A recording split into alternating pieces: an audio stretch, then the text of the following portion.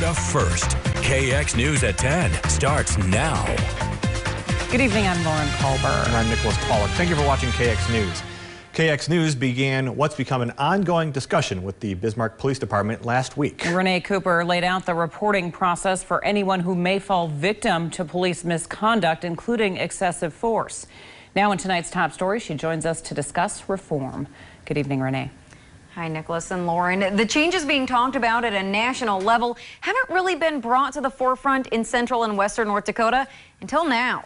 I sat down with a Bismarck grassroots group who've put together a list of requested reforms that would specifically affect Bismarck police. Grassroots group Equality and Justice for People of Color formed weeks ago, bringing together like-minded North Dakotans looking for reform. The system fails people 100%. That's why there's so much crime. The crime that these people are complaining about is because they're failing us. We're paying you guys and you're failing us. The top request, slash the agency's budget by 2/3. First step is decrease police funding in the budget to less than $5 million a year. BPD's deputy chief says the proposal would cut half of the agency's police force, among other things. And he says that's just not doable. Defunding the police means that you have to cut training. Well, training is where we train our officers to do the right thing. Here are the remaining requests. I did grow up here. Basically, me and my brother half the time being the only black kids in our classes, or the only not white kids sometimes in our classes. When I was in school, seeing people or their parents ending up in situations with police, 9 times out of 10 it had to do with something mental health related. And this is where the activists and law enforcement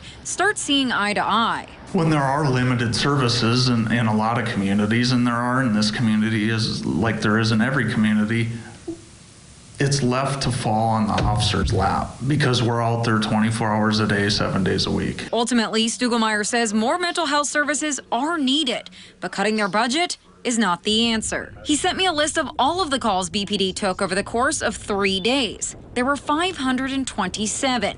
Most are crime or traffic stops, with the exception of some medical calls, which Deputy Chief Stugelmeyer says officers are purposefully dispatched to because they carry medical kits and can usually arrive on scene first. If you cut people, you're gonna get less of a response. If you're a victim of a crime, our response times are gonna have to be reduced. And if you reduce, for example, salaries and benefits, we're not attracting the best and brightest police officers. So it's a snowball effect that you don't want to have happen when you start defunding. But this group of activists says something's got to change, even here. We need a civilian police accountability council because we need to police the police because they're harming our people and we can't do nothing.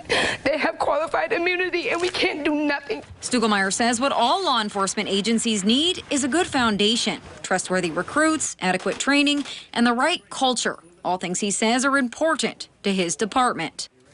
Well, I've got a better picture of how the police department's budget fits into Bismarck's spending as a whole. For 2020, police expenditures add up to $16,104,582. The total budget for the city is over $233 million.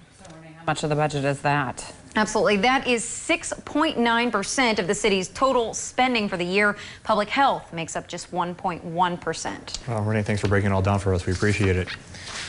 Despite the current pandemic and crash of oil, the state is still projected to end the biennium with money in the state's general fund. Yeah, the Office of Management and Budget